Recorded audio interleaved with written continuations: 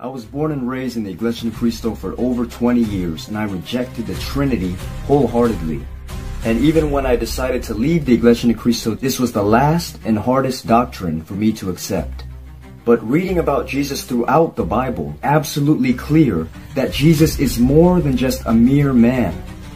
Ironically, I was in an Iglesia ni Cristo worship service when I came to fully believe that Jesus was God.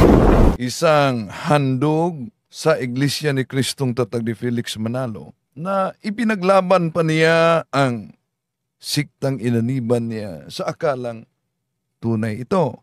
At anda siyang makipagdebate pa kaugnay sa likas na kalagayan ng ating Panginoon Jesucristo. Dahil para sa kanya, si Kristo'y tunay na tao, hindi Diyos.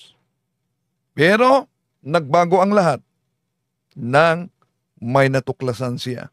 At natuklasan niya ito habang miyembro pa umano siya at kaanib sa Iglesia ni Cristo. Dahil natutunan niya na magiging bukas at pag-aralan talaga kung tama ba ang mga aral na itinuturo ng mga ministro ni Felix Manalo. Ito, nadiskubrihan niya. Pakinggan muna natin mga kapatid. I want to share a brief story of how I came to believe in this doctrine. I was born and raised in the Iglesia ni Cristo for over 20 years, and I rejected the Trinity wholeheartedly. Dahil ang Iglesia ni Cristo ay di sila tatanggap sa aral kaugnay sa Holy Trinity. Alam niyo naman yan, walang pagkakaiba sa aral ni Felix Manalo mga kapatid. Maliban na di nila matanggap ang Holy Trinity, kaya yung baptism nila, yung pagbinyag sa Iglesia ni Cristo, imbalido. Invalid ang kanilang biniyag. Kaya inanyayahan natin ang mga kapatid, huwag niyong ipikit ang inyong mga mata na sa akalang yung inaniban ninyo ay tunay na iglesyang tatag ng ating Panginoon Jesucristo. Dahil alam niyo naman, kahit pa anong mga referensya gagamitin, di pa rin matakpan ang katotohanan na tatag kayo ni Felix Manalo. Okay, tuloy natin. And even when I decided to leave the Iglesia ni Cristo, this was the last and hardest doctrine for me. So, kahit iniwanan na niya ang Iglesia ni Cristo, ito ang huling doktrina daw.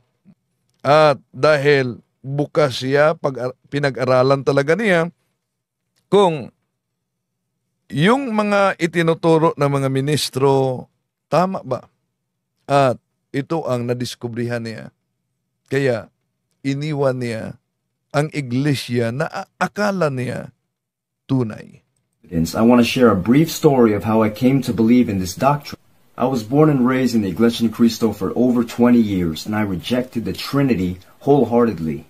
And even when I decided to leave the Iglesia ni Cristo, this was the last and hardest doctrine for me to... So bakit di nila matanggap ang Holy Trinity? Una, di nila matanggap, alam nyo naman, ang mga ministro ni Felix Manalo, magaling mag-chap-chap yan sa mga aklat katoliko, lalo na itong aklat na ang kabanal-banalang isang tatlo, ang Diyos ng mga Kristiyano. Kung mapansin ninyo, may bahagi lang na ginamit ang ministro. Balikan natin. Ano rin po ang inamin ng mga nagtataguyod ng doktrina ng tinatawag nilang Trinidad ukol naman po sa bagong tipan? Sa aklat pa rin ito, pakinggan po ninyo ang kanilang sinasabi sa pahina 69. Ganito ang kanilang pahayag. Wala pang doktrinang formal ng banal na Trinidad sa mga manunulat ng bagong tipan. Kung ang tinutukoy natin ay isang tiyak na turo na sa iisang Diyos ay mayroong tatlong magkakapantay na maka-Diyos na persona. Napakalinaw din po ang pag-amin ng paring ito ng Iglesia Katolika Romana. Ang sabi niya, walang doktrinang formal ng Trinidad sa mga manunulat ng bagong tipan. Okay, yon. Ang kanilang matagal ng taktika, mga kapatid. Pero alam nyo ba, nagsipi lang ng bahagi ang ministro at pinutol. Ganon sila. Mula pa noong naitatag sila ni Felix Manalo. Ano po ba ang nakasulat sa naturang aklat, mga kapatid? Ayon sa isang teologo, ang mga isinulat sa lumang tipan tungkol sa Diyos ay hindi nagpapahayag at hindi pa rin nagpapahiwatig ng pagkakaroon ng tatlong persona sa iisang Diyos. Ang sabihing meron ng mga babala, nagpahiwatig o mga natatagong palatandaan ng isang tatlo sa lumang tipan ay lumalampas sa salita at layon ng mga manunulat ng lumang tipan. Ayon sa sinasabi na natin, nagsimula tayo sa anak sapagkat ang hiwaga ng kabanal-banalang isang tatlo ay isiniwalat lamang sa pamamagitan ni Jesus, ang anak sa makatuwid, ang pasimula ng lubos na pagkakilala natin sa Diyos. So, napakalinaw ang mabasa natin sa naturang aklat na pinutol sa ministro para lang pasinungalingan ang doktrina ng Holy Trinity. So, kaya mag-ingat. Ganon sila. Pinuputol, sinisipi nila yung ilang bahagi lang para ma-out of context, pinutol na. Kaya, yun ang dahilan na ipinakita at sinagot natin, binuking natin sa ating programa dito. Accept. But reading about Jesus throughout the Bible, absolutely clear that Jesus is more than just a mere man. Ironically, I was in an Iglesia ni Cristo worship service when I came to fully believe that Jesus was God. So during this time, I had noticed many inconsistencies about the doctrines while studying and reading along with the verses being read when I started to read the context. So on that day, I was led by the Spirit to read the book of John. So I tuned out the minister that was preaching that day, and I began to read the entire book of John. The words of the Bible came alive, and I ended up finishing the entire book of John. It was in that moment I knew 100% that Jesus Christ was God. See? Yun ang natuklasan nila. Kaya ito ang dahilan kung ikaw ay kaanib sa iglesia, ayaw ng mga ministro na magbasa kayo sa Biblia. Okay, tuloy natin. It was like scales were being peeled from my eyes. I remember that... See? Nang nabasa at nakita niya yan, nabuksan talaga ang kanyang mga mata, mga kapatid. Day I became extremely emotional, and I prayed to God, and I declared to Jesus that He was God. Why is the question of Jesus' true identity important anyway? So, yan ang pahayag ng isang kaanib ng INC. Handog talaga. Natuklasan talaga niya na ang aral na itinuturo ng mga ministro mula pa kay Felix Manalo ay tadtad sa kamalian. Why would it matter whether he is God or not? The most important reason that Jesus has to be God is, if he was not God, his death on the cross would not have been sufficient enough to pay for the sins of the entire world. Natural. No? Yung kamatayan niya dahil ang kasalanan ng tao ay infinite offense. At dahil infinite offense, nangangailangan ng infinite offering. At kung si Kristo ay tao lang at hindi Diyos, abay, hindi magiging infinite ang offering niya. You see, only God could pay such an infinite penalty. Jesus had to be God so that he could pay our debt. Jesus had to be a man so that he could die. Pero dahil ang ibang mga siktang ngayon ay muling nabuhay ang lumang mga heretics noon, kaya sila ang kumakatawan ngayon sa tinatawag na makabagong mga erehe sa ating panahon ngayon. Mula sa Arianism, Nestorianism, na nasitol na ng simbahan sa pamamagitan ng mga iba't ibang konselyo. Ngunit, di na tayo magtaka niyan dahil ang ating Panginoon Jesucristo nauna nang nagbabala sa atin. San Mateo 7:21, San Mateo 24:24-25, nalilitaw talaga ang mga bulaang mga ngaral at marami ang madaya nila. Now let's move forward to the evidence. First of all, what is the Trinity? So Trinity muna ang tinatalakay niya, no? Sa isang handog, matagal handog na ipinaglaban ang ANC. So di sila naniniwala ng Trinity noon. Most of the objections about the Trinity stem from Di siya naniniwala, no? Dahil kaanib siya. Pero nang pinag-aralan talaga niya at nagiging bukas siya, misunderstandings. The Iglesia ni Cristo is quick to point to the fact that the word Trinity is nowhere to be found in the Bible. They are correct. So pag di mabasa sa Biblia, di paniniwalaan. Bakit? Mabasa ba sa Biblia yung natalikod ang unang iglesia? Wala naman. Kailan na yan nagsimula? Batay sa pinakita natin na pasugo nila. 1913 lang yan nagsimula. Sa aral ni Felix Manalo na natalikod ang unang iglesia. May mabasa ba sa Biblia pangalang Felix Manalo? Natural, wala, di ba?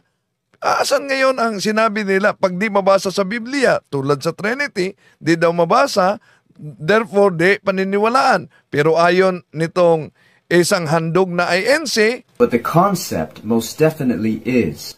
Yung konsepto, siguro, sa kanyang pagtalakay dito, di pa niya alam na may mga salin sa Biblia, letra por letra, mabasa ang Trinity. Yes, sa concept, may mabasang Trinity, mga kapatid. Pero, may salin sa Biblia. Nauna na natin pinakita, mabasa ang Trinity, lalo na sa Amplified Bible, dahil ito'y ginagamit din ng mga ministro. Revelation chapter 7 verse 10, and the loud voice, they cried out, saying, salvation belongs to our God, who is seated on the throne, and the Lamb. Our salvation is the Trinity's to give, and to God, the Trinity, we owe our deliverance. So, kung gusto letra por letra, may mabasa. Ang problema lang, pag may mabasa, ang sasabihin nila, piki na ang salin. Pero itong salin nito, palaging ginagamit ito sa mga ministro. Dahil alam nyo naman, bawat doktrina nila may katumbas na salin ng Biblia. They also point to the fact that Jesus Christ got tired and that he himself declared that he was a man. But with a full understanding of what the Trinity is, we will see that there is actually no contradiction whatsoever. God is one being and essence, and there exists three co-equal and co-divine, distinct persons, the Father, the Son, and the Holy Spirit, who share that essence fully and completely. Remember, this concept should not be confused for polytheism. Orthodox Christianity emphatically holds that there is only one God. This concept is also not to be confused with modalism, which maintains that God exists in three different... Yan, yung tinalakay niya, yon ang mga heretics doon. Nawala na yon. Pero, muling bumangon ang mga heretics sa iba't ibang mga relihiyong tatag lamang ng tao. Kung balikan natin ang King James Version, may mabasa tayo na ang sabi, for there are three that be record in heaven, the Father, the Word, and the Holy Ghost, and these three are one. Okay? So, tuloy natin. Modes. Lastly, we should also note that the Father, the Son, and the Holy Spirit do not make up a third of the Godhead. Rather, each three persons is God in the full and complete sense of the word. An analogy of the ang nagpaliwanag nito ay isang handog sa Iglesia ni Kristong tatag ni Felix Manalo na kaanib siya mahigit 20 years at ang kanyang mga magulang ay may mga tungkulin talaga sa iglesia na inaniban niya noon. Would be time. Time is past, present, and future. Yet there are not three times, there are only one. Now let's shift our focus to the deity of Christ. So bago yan, kung tignan ninyo sa Genesis, sa creation, di ba? Genesis chapter 1 verse 1. In the beginning, God created heaven and earth. Napansin nyo? Tatlo na. In the beginning, God created heaven and earth. In the beginning, time. Created heaven, space. Earth, matter. Napansin nyo? Tatlo na. At itong tatlo, mga kapatid, compose sa tatlo din, pero iisa. Anong ibig sabihin? Tingnan niyo ang time. Na binanggit niya. Merong past, present, future. Kung punta tayo sa time, space, and matter, punta tayo sa space. O di ba? Height, lead, width. Punta tayo sa matter, solid, liquid, gas. So, yun, nagpahiwatig sa nature ng creator. Kaya nga, kung mapansin ninyo, balikan natin ang salin ng Biblia na ginamit din ng mga ministro. Itong mabasa natin sa Amplified Bible. Genesis chapter 1 verse 26. Then God said, let us. So napansin nyo, plural. Close parenthesis sa naturang salin. Father, Son, Holy Spirit. Make man in our image. Napansin niyo? Our, plural. Pero, image, singular. According to our likeness, not physical but spiritual personality and moral likeness. And let them have complete authority over the fish of the sea, the birds of the air, the cattle, and over the entire earth, and over everything that creeps and crawls on the earth. So, napansin nyo sa creation pa lamang, nagpahiwatig na sa banal na sangtatlo na misteryo paniniwala natin, mga kapatid. Tuloy natin. Dahil ito'y isang handog ng INC nagpaliwanag na nadiskubre niya na ang ating Panginoon Jesucristo ay tunay na Diyos, tunay na tao, mali pala ang paliwanag ng mga ministro niya. The biblical support for the perfect and complete deity of Christ is very strong. Let's read the book of Philippians chapter 2, verse 5 to 11. All of the verses being read in this video will be from the New International Version unless stated otherwise. This is titled, Imitating Christ's Humility. In your relationships with one another, have the same mindset as Christ Jesus, who being in very nature, God. As we can see here, Jesus Christ is the very nature of God. Let's continue. Did not consider equality with God something to be used to his own advantage. Rather, he made himself nothing. Who made himself nothing here? It is Jesus Christ himself. Let's continue. By taking the very nature of a servant made in human likeness. If he was made into nothing, and if he was made in human likeness, does that not mean that he had to be something else before being made in that way? Verse 8. And being found in appearance as a man, he humbled himself by becoming obedient to death, even death on a cross.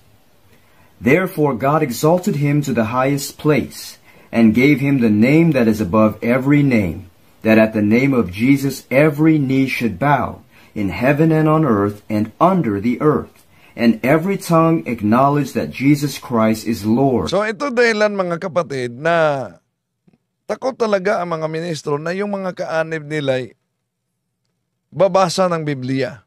Dahil tulad nito na may tungkulin din at isang choir sa INC, pero dahil bukas siya at pinag-aralan talaga niya kung tama ba ang mga itinuturo ng mga ministro, eto, nadiskubre niya ang katotohanan. To the glory of God the Father. As we can clearly see here, Jesus is God, but made himself a man. You see, Christians believe that Jesus is fully God and fully man. In his divine nature, he is eternal, omniscient, and uncaused. Yan. Ang sa Katoliko, ang tawag niyan, tunay na Diyos, tunay na tao, yun ang tinatawag na hypostatic union. Kaya yung ginagamit ng mga ministro ni Felix Manalo na salin sa Biblia, di po tayo tutol diyan. Ito mga kapatid, ginagamit nila para pasinungalingan ang pagka-Diyos sa ating Panginoon Hesus dahil mabasa ang truly human. Dahil sa 1 Timothy chapter 2 verse 5 sa Contemporary English Version, there is only one God, and Christ Jesus is the only one who can bring us to God. Jesus was truly human, and He gave Himself to rescue all of us. So, dahil mabasa ang truly human, kaya sabihin nila, di po ba ayon sa Biblia, si Kristo'y tunay na tao. So therefore, hindi siya Diyos. Pero, yung salin na ginagamit niya, Contemporary English Version. Ang Contemporary English Version ba, dahil may mabasang si Jesus ay tunay na tao diyan sa 1 Timoteo 2:5, ibig ba sabihin, hindi din ipinangaral, itinuturo na nakasulat sa naturang salin na ang ating Panginoon Jesucristo ay tunay na Diyos. Tingnan natin. Ito ang mabasa sa Philippians chapter 2 verse 6. Christ was truly God, but He did not try to remain equal with God. See? Kaya buksan ninyo at magsuri talaga kayo, mga kapatid natin at kaibigang natangay sa Iglesia Tatag ni Felix Manalo. Pakinggan natin ang dating kasama ninyo ito. In his human nature, he needed food, he was tired, and he even died. Recall that the Iglesia ni Cristo claims that because Jesus Christ got tired, that he cannot be God. But there is no contradiction here if you understand the concept of the Trinity. Let's now turn to the book of Colossians, chapter 1, verse 15 to 20. This is titled The Supremacy of the Son of God. The Son is the image of the invisible God. So, kahit ano na salin mga kapatid, ang anak, the Son is the invisible image of God. Ngayon, kung ang anak ay hindi Diyos, pero siya ang makitang larawan sa hindi makitang Diyos, imagine, asan ang logic niyan? Na si Kristo, tao, hindi Diyos. Ang Ama ay Diyos. Batay sa Colosas Kapitulo 1, versikulo 15 tuloy 20, siya ang image of the invisible God. So, gamitin naman yung kunting logic. Imagine, ang invisible image, hindi Diyos. Ngunit say invisible image sa Diyos. So, dalawa ang Panginoon ng mga bagong Arianism ngayon. May Panginoong tunay na Diyos, may Panginoong hindi Diyos. Yan ang kanilang aral. So, tuloy natin. Brothers and sisters, this is from the Bible. Jesus Christ is the image of the invisible God, the firstborn over all creation. For in Jesus all things were created, things in heaven and on earth, visible and invisible, whether thrones or powers or rulers or authorities, all things have been created through who? Jesus, and for Jesus. Jesus is before all things, and in Jesus all things hold together. And Jesus is the head of the body, the church. Jesus is the beginning and the firstborn from among the dead, so that in everything he might have the supremacy. For God was pleased to have all his fullness dwell in him. God the Father, his fullness dwell in Jesus. Verse 20.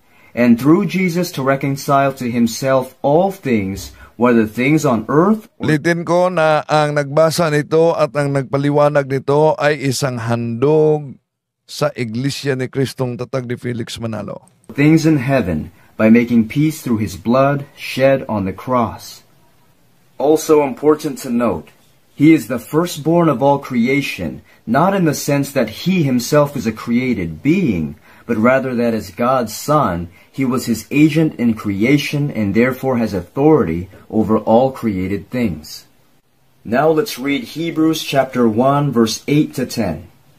This is titled The Son Superior to Angels. But about the Son he says, Your throne, O God, will last forever and ever. How is Jesus being referred to here? As God. Let's continue. A scepter of justice will be the scepter of your kingdom. You have loved righteousness and hated wickedness. Therefore God, your God, has set you above your companions by anointing you with the oil of joy. He also says, In the beginning, Lord, Jesus, you laid the foundations of the earth, and the heavens are the work of your hands. At ang nagpaliwanag ay isang dating Iglesia ni Cristo handog na matapos matuklasan niya, ito, iniwan talaga niya ang naturang iglesia. Let's read John chapter 1 verse 1 to 3 and skip ahead to verse 14. The Iglesia ni Cristo agrees that the Word refers to Jesus Christ, but they make a claim that the Word is just a thought. How they got that conclusion, I have no idea. I have no idea umano na yung salita, verbo, ay nasa isip lamang ng Ama. Paano umano yan? Natutunan. Saan sila nakakuha ng ideya? Alam nyo? Saan? Sa footnote ni Father Juan Trinidad, pinutol. Doon sila nakakuha. Pakinggan natin si Ramel Parba. Ito po. Isang paliwanag ito sa ating mababasa. Ganito sinasabi sa footnote. Verbo at ang anak ay tinawag niyang isang uri ng banaag ng kaisipan na nagmumula sa Ama.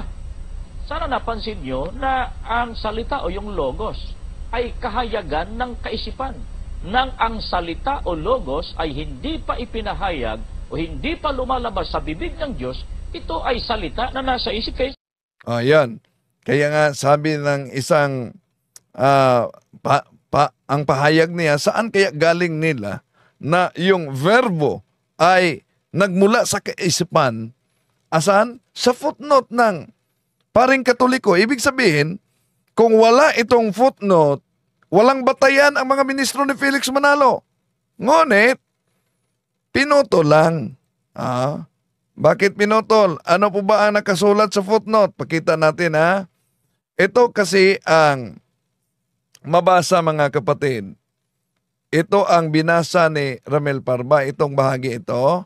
At ang anak ay tinawag niyang isang uri ng banaag, ng kaisipan na nagmumula sa Ama. Close parenthesis, napansin niyo ba? Ito'y quotation mula kay Santo Tomas de Aquinas.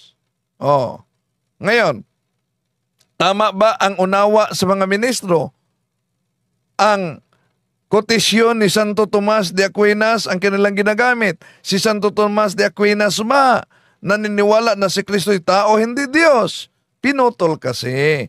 Dahil kung makita ninyo ang naturang footnote, ito ang mabasa. Ginamit ni San Juan ang pananalitang verbo upang maipakilala niya ang walang hanggang pagka-Diyos ni Jesus. So napansin niyo? Dito sa Bible ni Father Juan Trinidad Nasalin, may footnote dito, diyan nanggaling ang aral nila na ang verbo ay isang uring banaag na kaisipan na nagmula sa Ama. So, hindi siya existed na. Isa lang kaisipan. Ayan, pinutol pala. Tuloy natin. But let's read. The title is The Word Became Flesh. In the beginning was the Word, and the Word was with God, and the Word was God. He was with God in the beginning. Through him all things were made. Now let's backtrack a little. In the beginning was Jesus, and Jesus was with God, and Jesus was God. He was with God in the beginning. Through him all things were made. See, through Jesus Christ all things were made. Without Jesus nothing was made that has been made. Jesus became flesh and made his dwelling among us. We have seen his glory, the glory of the one and only Son, who came from the Father, full of grace and truth. Well, you may be thinking, who did Jesus say he was? Your father Abraham rejoiced that he was to see the time of my coming. He saw it and was glad. You're not even... Ego I me, no? Sa Grego, ang salitang I am, kaya nga nagalit dito ang mga Hudyo dahil yun ay tumutukoy sa Diyos mismo. Napansin niyo yung tinanong ni Moises ang Diyos? Ginamit yan ang tetragrammaton Yud, He, Waw, He. So, yun, nagalit dito ang mga Hudyo. Then they picked up stones to throw at him. This is a remarkable similarity between the expression I am by Jesus here and when used in Exodus to denote the name of God. How Jesus used it would suggest the application of the same language to God. This is exactly why the Jews wanted to stone Jesus, because he made a claim that he was God. If I go back to Egypt and say I'm sent by God, nobody will believe me. They'll ask me, what God? What's this God's name? What will I tell them? I am that I am. You will say, I am has sent me to you. This is my name forever, and they will believe you. Yan ang tetragrammaton Yod, He, Waw, He. We divide time into the past, present, and future. The expression applied to God denotes that he does not measure his existence this way, but that the word by which we express the present denotes his continued and unchanging existence. Therefore he assumes it as his name, I am, and I am that I am. The question here was about his pre-existence. The objection of the Jews was that he was not 50 years old, and could not therefore have seen Abraham. Jesus replied to that he existed before Abraham. As in his human nature he was not yet 50 years old, and could not as a man have existed before Abraham. This declaration must be referred to another nature, and the passage proves that while he was a man, he was also endowed with another nature existing before Abraham, and to which he applied the term, familiar to the Jews as expressive of the existence of God, I am. And this declaration corresponds to the affirmation of John chapter 1 verse 1, that he was in the beginning with God and was God. In the book of Revelation, Jesus is revealed in his divine nature. Let's see here who Jesus says he is. Revelation 1, 7-8, and then 12 to 18. Behold, he, as in Jesus, is coming with clouds, and every eye will see him, even they who pierced him, and all the tribes of the earth will mourn because of him. Even so, Amen. I am the Alpha and the Omega, the beginning and the end, says the Lord, who is and who was and who is to come, the Almighty. Verse 12. Then I turned to see the voice that spoke with me, and having turned I saw 7 golden lampstands, and in the midst of the 7 lampstands one like the Son of Man, clothed with a garment down to the feet and girded about the chest with a golden band. His head and hair were white like wool, as white as snow, and his eyes like a flame of fire. His feet were like fine brass, as if refined in a furnace, and his voice as the sound of many waters. He had in his right hand 7 stars. Out of his mouth went a sharp 2-edged sword, and his countenance was like the sun shining in its strength. And when I saw him, I fell at his feet as dead. But he laid his right hand on me, saying to me, Do not be afraid. I am the first and the last. I am he who lives and was dead, and behold, I am alive forevermore. Amen. And I have the keys of Hades and of death. Jesus makes the declaration that he is the first and the last. He also made the declaration that he is the Alpha and the Omega, the same exact words that God the Father claims to make. Wow. Isang INC ito mga kapatid, handog talaga na naniniwala at ipinaglaban pa niya ang INC, naniniwala noon sa doktrina ng INC na ang ating Panginoon Jesucristo ay tao, hindi Diyos. If that's not enough, brothers and sisters, what about the Old Testament? Let's read Isaiah chapter 9, verse 6 to 7. The prophecy regarding Jesus. For to us a child is born, to us a son is given, and the government will be on his shoulders, and he will be called Wonderful Counselor, Mighty God. What was it? Mighty God, Everlasting Father, Prince of Peace. Of the greatness of his government and peace there will be no end. He will reign on David's throne and over his kingdom, establishing and upholding it with justice and righteousness from that time on and forever. The zeal of the Lord Almighty will accomplish this. Another title Jesus uses for himself in the New Testament is Son of Man. This is a clear reference to the book of Daniel chapter 7 verse 13 to 14. In my vision at night I looked, and there before me was one like a son of man, coming with the clouds of heaven. He approached the Ancient of Days and was led into his presence.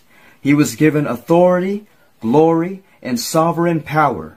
All nations and peoples of every language worshipped him.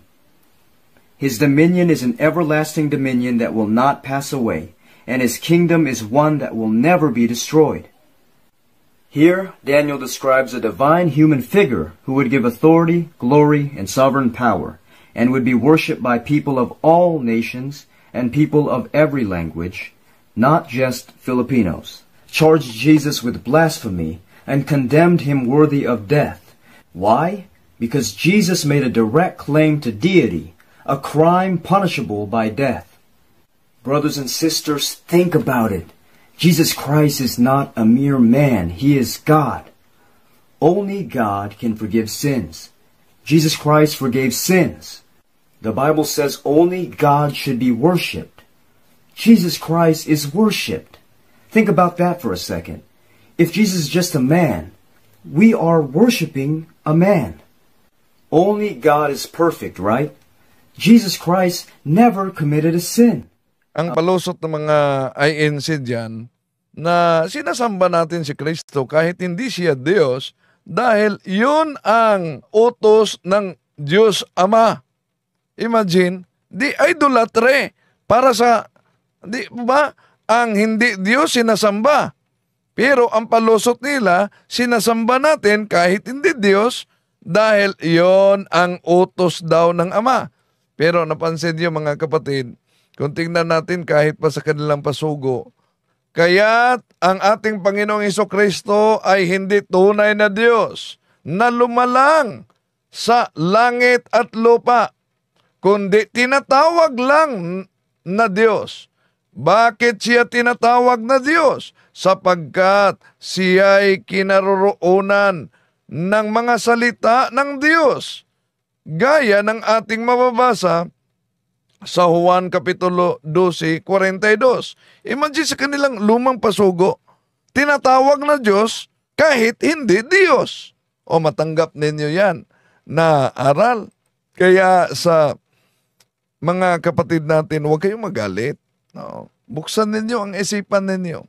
Tulad nitong isang handog na INC na pinag-aralan talaga kung tama ba ang turo ni Manalo at sa kanyang mga ministro. At nadiskubre niya ito. A man never committing a sin. I don't care if you're a prophet and you're super close to God. Only God could live on this earth, walk this earth, and commit no sin. Also, think about this. Only God's death would be sufficient or worthy enough to pay for the sins of the entire world. Only God Himself could pay such an infinite penalty. If Jesus Christ were just a man, why would just a man's death be sufficient to forgive the sins of the entire world? Just because He's a sinless man? No! Jesus Christ is God. Only God's death would be sufficient enough. Let's read John chapter 6, verse 60 to 66. Yan. About sa Is Eucharist the yan. concept of the Trinity hard to understand? Yes, by human nature and human wisdom. But don't be like the many disciples who deserted Jesus because the teaching was too hard to understand. Brothers and sisters, I love each and every one of you, and I hope and pray that each of you would come to the knowledge that Jesus Christ is God. Only those whom God the Father enables will come to the knowledge of the truth about Jesus Christ. Ipagdasal natin mga mahal na kapatid na marami pang mga kaanib sa Iglesia ni Cristo, lalo na sa mga handog na tulad niya, mabuksan ang puso at isipan at tatanggapin ang tunay na iglesia, tunay na aral. Dahil ang ating Panginoon Jesucristo, sabi niya, San Juan 17:17, Sanctifica ius en veritate, sermo tuos veritas est.